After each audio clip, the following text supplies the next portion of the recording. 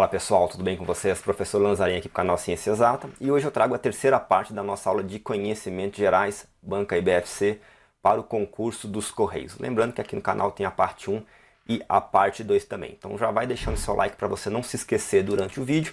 Se for novo no canal, se inscreve, ativa o sininho das notificações para você ficar por dentro das novidades.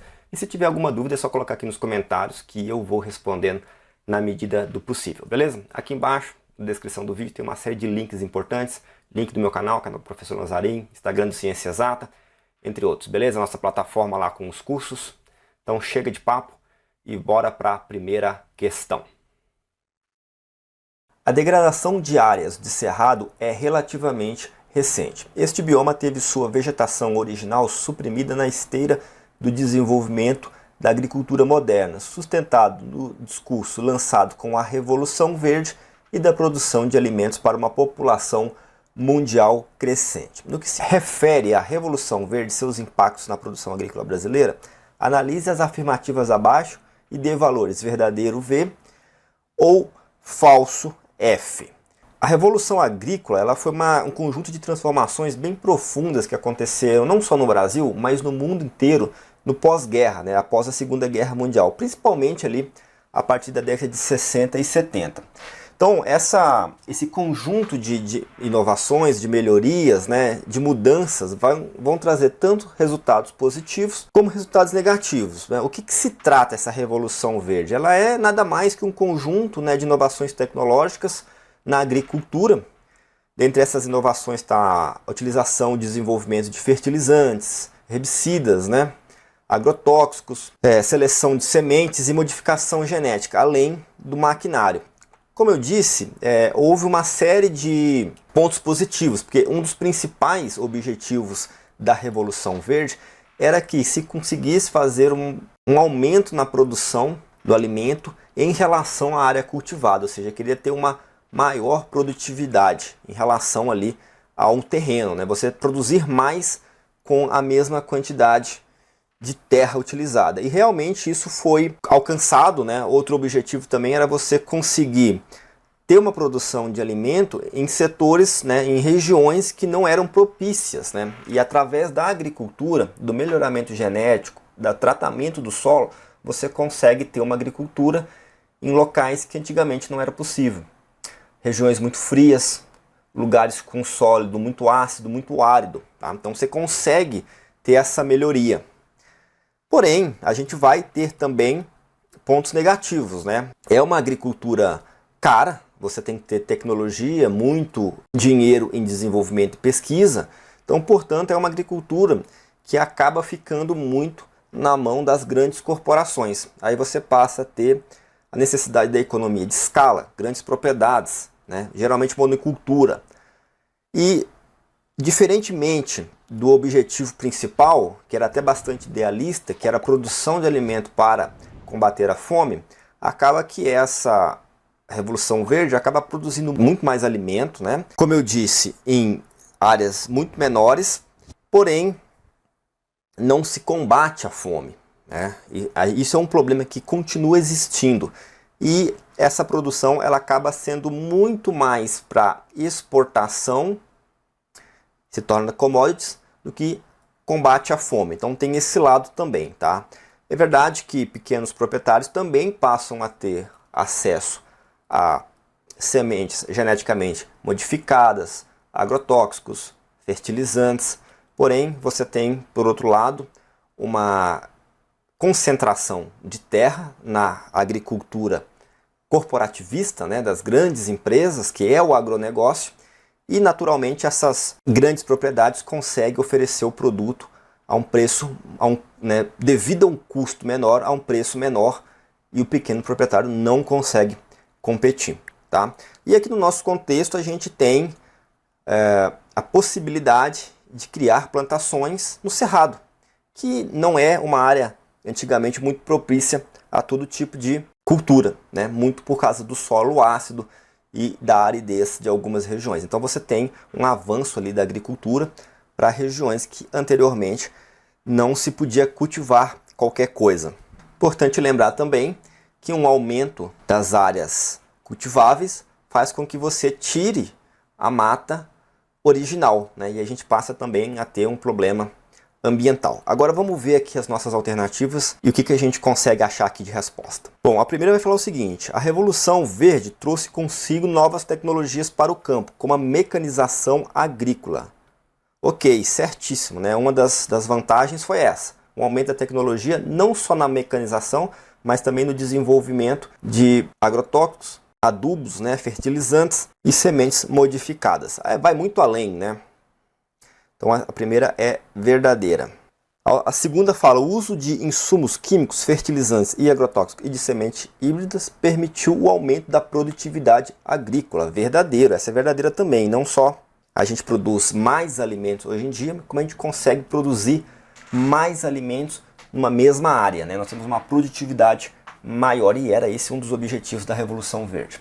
A 3 fala o seguinte: a partir da Revolução Verde, houve melhor distribuição de terras no Brasil e o parcelamento dos latifundiários beneficiou a agricultura familiar. Aqui a gente tem uma afirmação falsa, né? Eu já falei sobre isso. É uma agricultura cara, é uma agricultura que necessita de grandes investimentos, de economias de escala.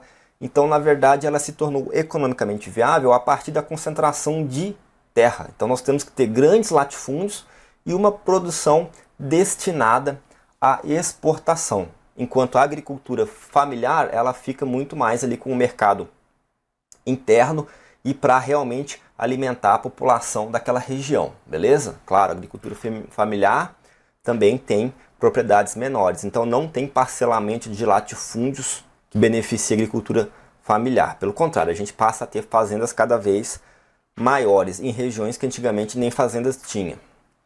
E por último, falar: a modernização da agricultura foi responsável por elevar a produção de alguns grãos específicos, como a soja. Verdadeiro também, a gente passa a ter uma agricultura monocultura, ou seja, geralmente uma cultura só, no caso aqui nós estamos tendo um exemplo da soja, para que você tenha uma produção em escala e foco na exportação. Então, olhando aqui para as nossas afirmativas, a gente vai ter a sequência verdadeiro, verdadeiro, falso e verdadeiro. Assinale a alternativa que apresenta a sequência correta de cima para baixo. Nós fizemos aqui a sequência correta de cima para baixo. Ao olhar nossas alternativas, resposta correta, alternativa D. A mineração foi também uma atividade essencialmente urbanizadora. Em qualquer lugar onde ela ocorria, criava cidades. Em consequência, gerou a primeira rede de cidades do Brasil. A produção aurífera gerou um setor dominante para a economia colonial brasileira. Leia as alternativas abaixo e assinale a que cita corretamente a importância das atividades de mineração na formação do território brasileiro. Bom, nós estamos tendo aqui a citação do ciclo do ouro, principalmente, né? Durante todo o período colonial brasileiro, nós vamos ter alguns ciclos econômicos. Entre os principais está a extração de pau-brasil, né? O ciclo do pau-brasil, em que basicamente você tem a extração de madeiras raras, madeiras valiosas na Europa, principalmente o pau-brasil, e que são levadas para lá, né? Você não tem um investimento. Esse ciclo de extração da madeira, ele vai ficar muito focado na região norte, né? E na região litorânea. Depois ainda nós vamos ter o ciclo da cana, né? Que monocultura, né? Plantations, que acontecem em toda a América Latina, principalmente Brasil e a América Central, em que você tem grandes plantações de cana, novamente para produção de açúcar, entre outros derivados. E com a expansão, com o início de grandes expedições para o interior do Brasil, em busca de riqueza, acha-se ouro em algumas regiões, como principalmente Minas Gerais, a região de Mariana, Ouro Preto e Sabará.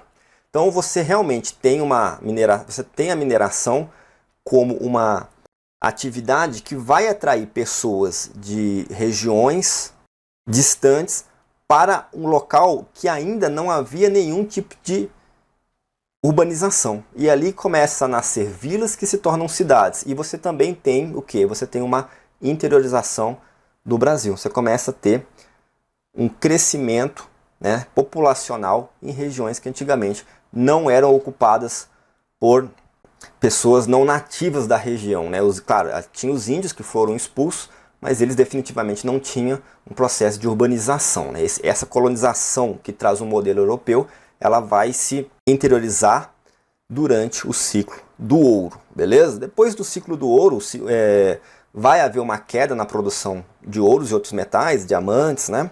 E a gente passa a ter outros ciclos, como o ciclo do café. Vale lembrar que durante o ciclo do ouro, você também tem ali uma mão de obra baseada na escravidão.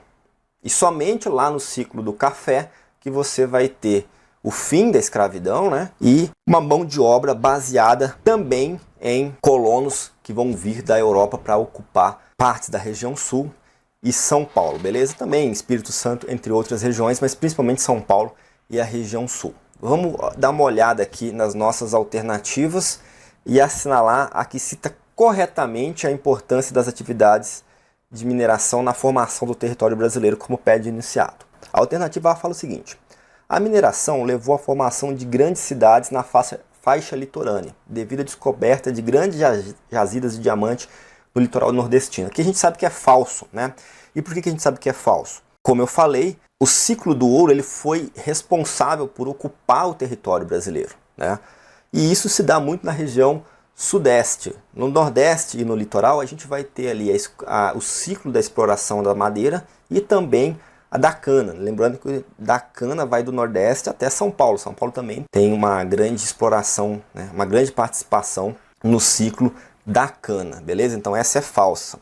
A B fala o seguinte: a mineração promoveu uma maior interiorização da colônia, dando origem a diversos núcleos urbanos nas rotas das minas. Verdadeiro, foi exatamente isso que a gente relembrou aqui, né? A gente tem uma criação de cidade, né? Uma ocupação da colônia através da descoberta de minas de ouro, prata e diamante, beleza? Principalmente na região sudeste, mas também houve descobertas na região centro-oeste e outras, mas o principal, né, o grande ciclo do ouro se dá na região central de Minas Gerais.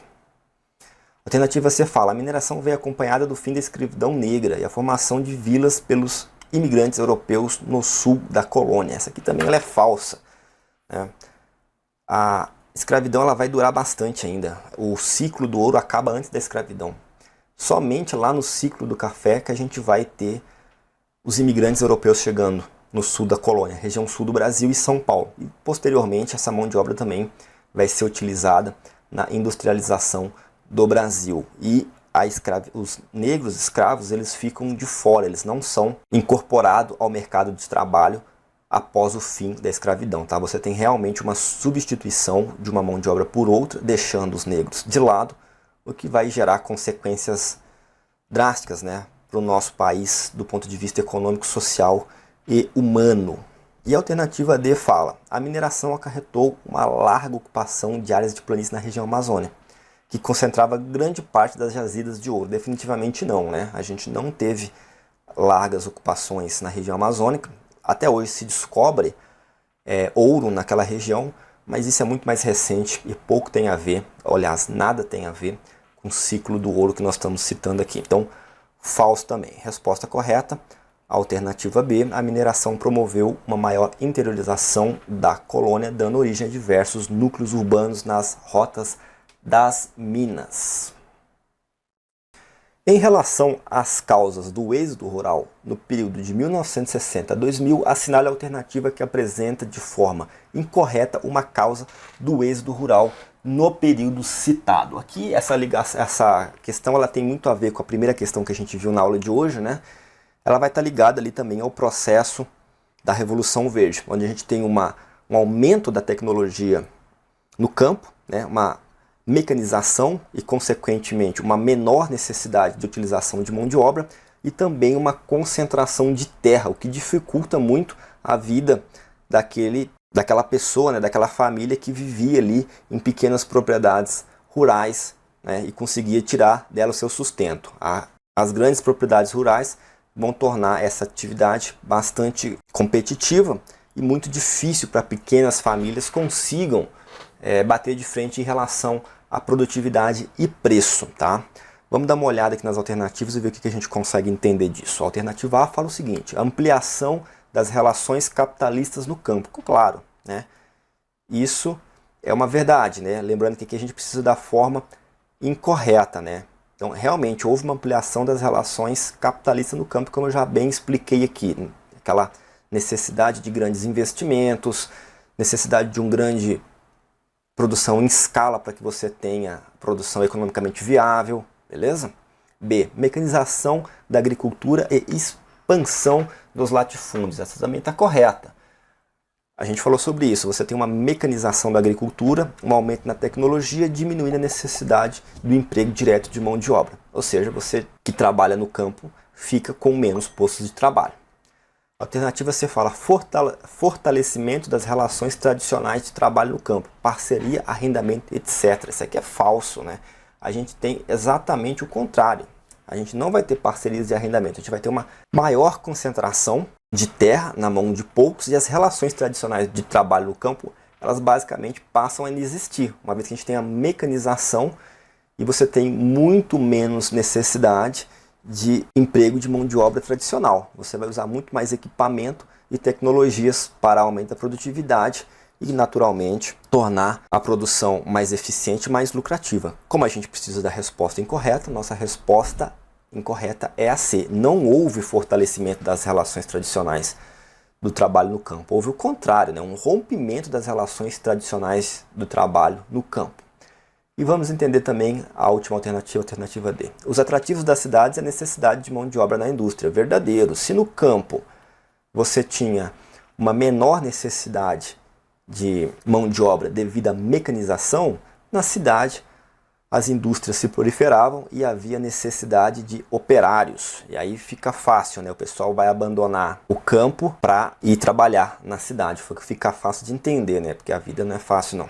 Beleza? Então, resposta correta, alternativa C. Lembrando que é a forma incorreta. Fortalecimento das relações tradicionais de trabalho no campo, parceria, arrendamento, etc. Isso não aconteceu. Este tipo de imigração é atualmente um dos principais fenômenos do fluxo populacional e sua ocorrência tem se tornado cada vez mais recente nas últimas décadas no Brasil. Regiões que tradicionalmente perdiam população de forma permanente, como o estado de Minas Gerais e a região Nordeste, apresentaram nas últimas décadas uma forte recuperação da população que anteriormente saiu, emigrou. Assinale a alternativa correspondente ao tipo de imigração discutida no texto. Bom, texto tranquilo, né? Vocês percebem que está dizendo o quê? A galera que saiu das suas regiões, principalmente Nordeste e Minas Gerais, para ir trabalhar, viver em outros lugares, nas últimas décadas tem voltado para a região, né, da qual anteriormente elas saíram. E quer saber o nome deste tipo de migração. E aqui é bem intuitivo, tá? Porque se você olhar nas nossas alternativas, a gente tem lá na alternativa C, migração de retorno. E é exatamente isso, tá? A população retornando para suas regiões. Então, resposta correta, alternativa C, beleza? Mas vamos dar uma olhada nas outras alternativas para a gente poder aprender com a questão. Bom, eu vou começar aqui na alternativa D, êxodo rural. Muito a ver com a nossa questão anterior, né? Que a gente fala do abandono da população. A população sai da zona rural em busca de melhores condições de vida na cidade, vai para o meio urbano. Isso se dá pela mecanização da agricultura no campo, né, da concentração de terra e de um rompimento da relação tradicional de trabalho no campo, onde aquele cara que vivia do campo se vê sem emprego, sem sustento e vai na cidade, né, buscar uma melhor condição de vida. Cidade essa que está crescendo, está se industrializando. Isso muito frequente no Brasil na segunda metade do século passado, século XX, beleza? Então esse é o êxodo rural. A gente vai ter também aqui, ó, migração sazonal e transhumância. As duas são a mesma coisa, elas são em períodos sazonais durante o ano, tá? A pessoa mora numa região e por algum motivo econômico, por exemplo, uma colheita, né, que acontece em determinada estação do ano, em determinada época do ano, ela vai até esse local, trabalha, recebe o dinheiro dela, acabou o trabalho, ela volta ali para a região dela. Então essa é a migração sazonal, a transhumância. Tem a ver com a movimentação durante o ano, muito ligado a estações do ano, né, a períodos de algum determinado trabalho surge em alguma região. A pessoa aproveita aquilo e depois volta para trás. Já a migração pendular, ela é similar, mas ela está ligada ao dia. Tem a ver com aquela pessoa que vive numa cidade, né, vive numa região e vai até outra para trabalhar ou para ter suas atividades de lazer. Né? Ela se desloca diariamente. Né? Uma pessoa que mora numa cidade satélite de uma cidade principal, sai ali, vai na cidade principal, faz o seu trabalho e no final do dia volta para casa. Beleza? Então, a alternativa que corresponde à migração discutida no texto, que a gente vê pessoas que saíram das suas terras, foram viver, buscar vida melhor em outro lugar e agora volta, nada mais é do que migração de retorno. Resposta correta, alternativa C.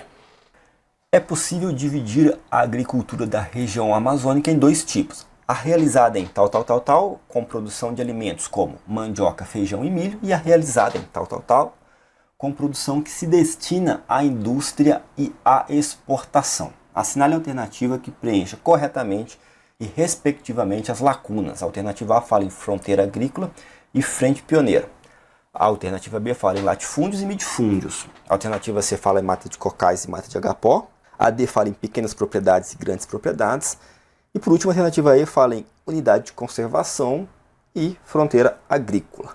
Bom, aqui nós temos duas descrições de tipo de produção, né, de agricultura, né, na Amazônia. Uma, ela produz, veja só, alimentos como mandioca, feijão e milho. Ou seja, está querendo dizer aqui que é uma produção para que você se alimente e venda aquilo ali na sua região para pessoas que vão comprar, né, e usar como alimento. A outra, claro que continua sendo comida, mas ela é destinada à indústria, né? Você não vai vender para alguém comprar e se alimentar, você vai vender para a indústria, transformar aquilo em outro produto, né? Um produto alimentício qualquer, e para exportação, beleza? Então a gente tem aqui nada mais, nada menos que a produção de pequenas propriedades, né? Agricultura familiar, e a produção de grandes propriedades, que nada mais é que o agronegócio. Lembrando que o agronegócio ele é destinado à indústria e à exportação, à agricultura familiar,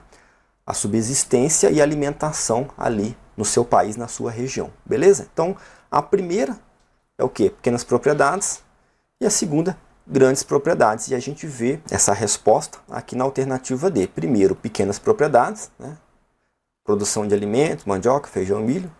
E a segunda, grandes propriedades com produção que se destina à indústria e à exportação. A alternativa B está errada porque fala latifúndios e midifúndios. Latifúndios são grandes propriedades, minifúndios são pequenas propriedades.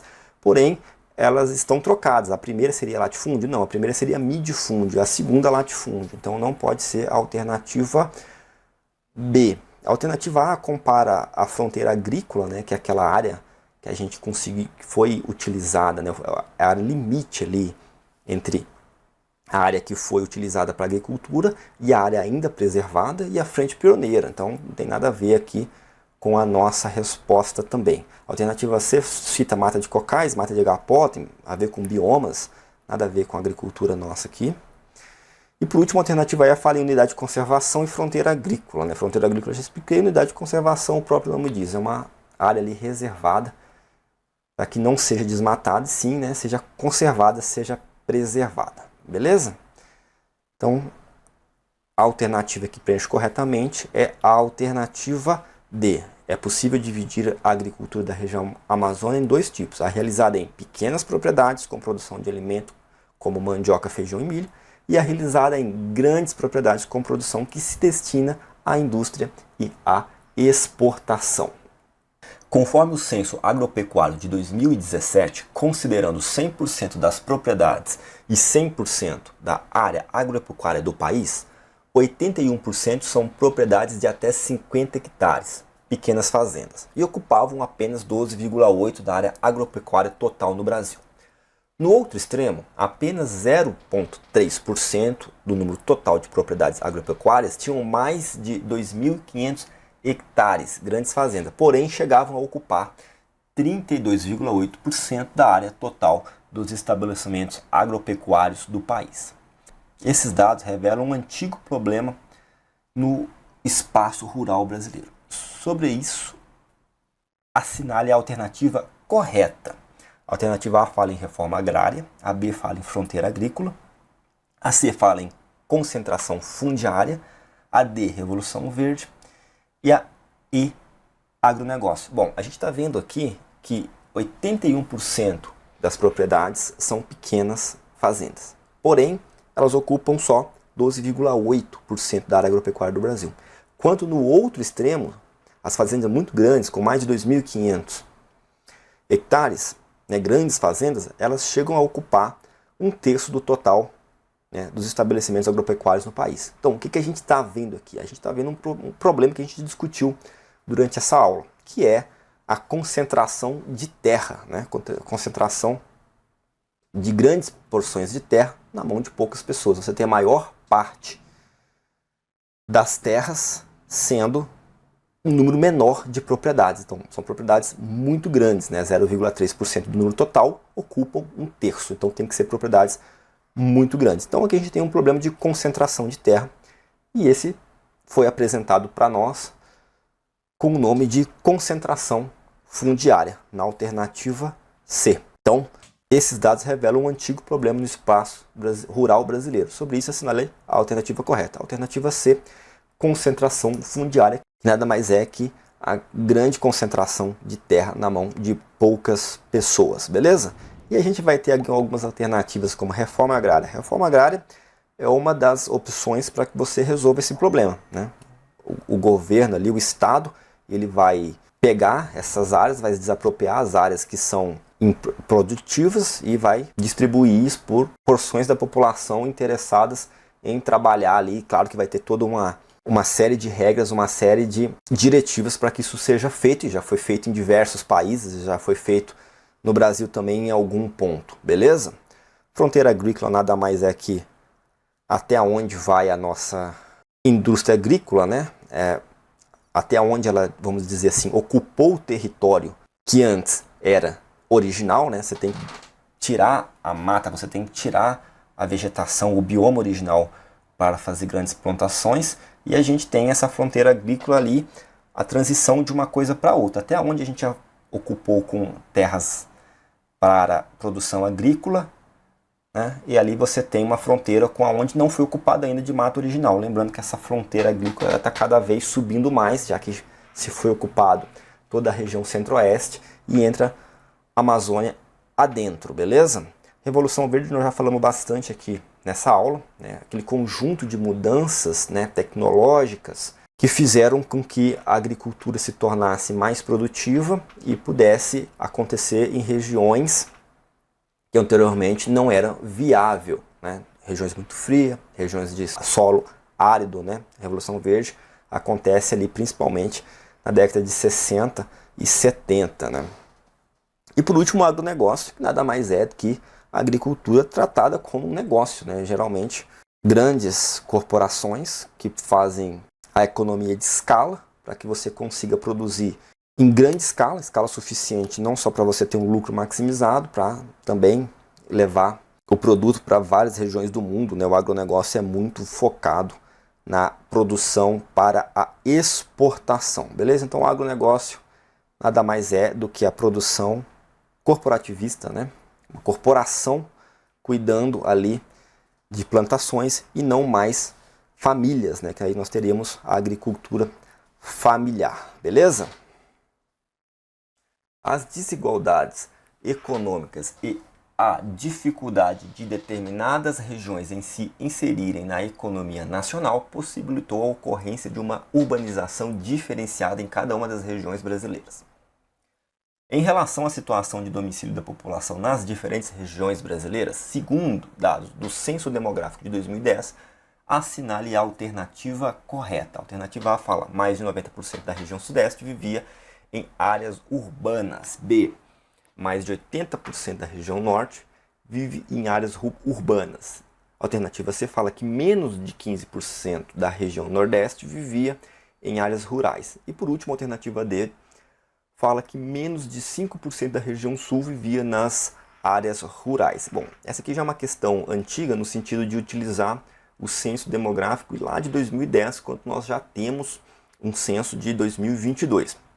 Porém, eu trouxe ela não só para a gente atualizar os dados com o censo de 2022, fazer um comparativo, né, no movimento da população urbana e rural, e também porque as respostas, mesmo que nós utilizamos o censo de 2022, a resposta ainda seria a mesma, tá? Então, vamos dar uma olhada aqui no mapa em como está a concentração urbana em cada região. Então, vocês estão vendo aí que a região sudeste ainda é a região com maior concentração da população em área urbana, 94,44%, quase 95% da população vivendo em cidades, beleza? E ela é seguida da região centro-oeste, com 91,35% da população vivendo na zona urbana. É bom ressaltar aqui, é interessante ressaltar que houve um crescimento muito grande da população urbana no centro-oeste nos últimos anos, beleza?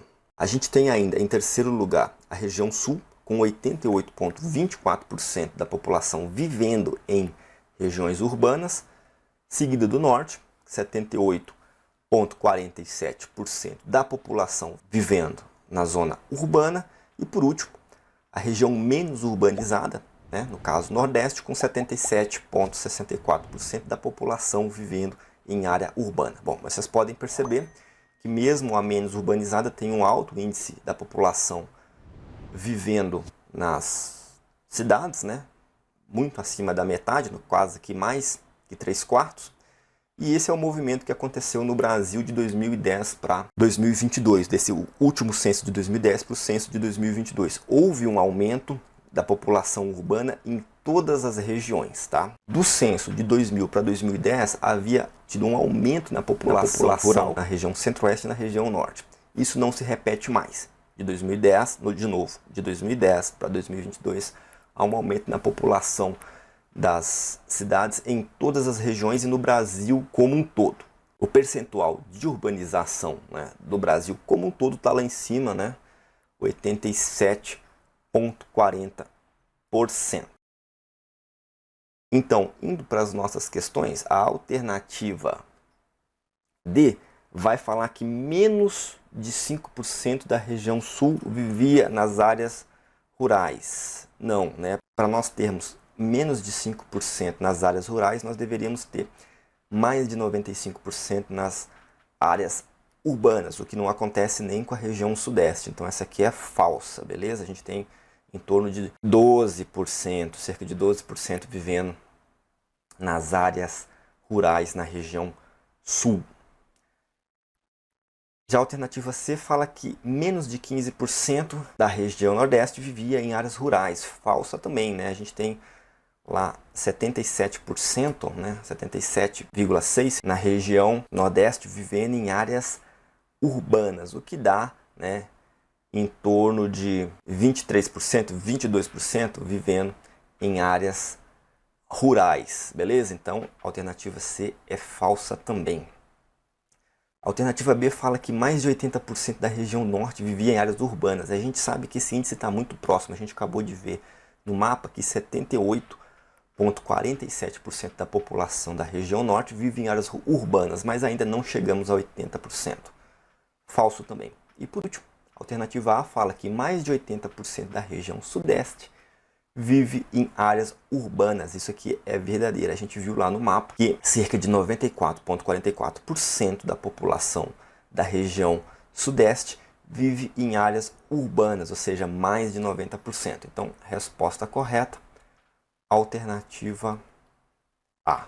Mais de 90% da região sudeste vivia em áreas urbanas. Isso é uma verdade se você considerar o censo de 2010, da época da questão aqui, que foi utilizado na questão, mas também com a nossa atualização aqui com o censo de 2022.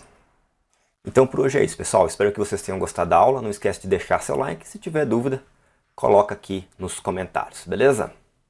Até a próxima.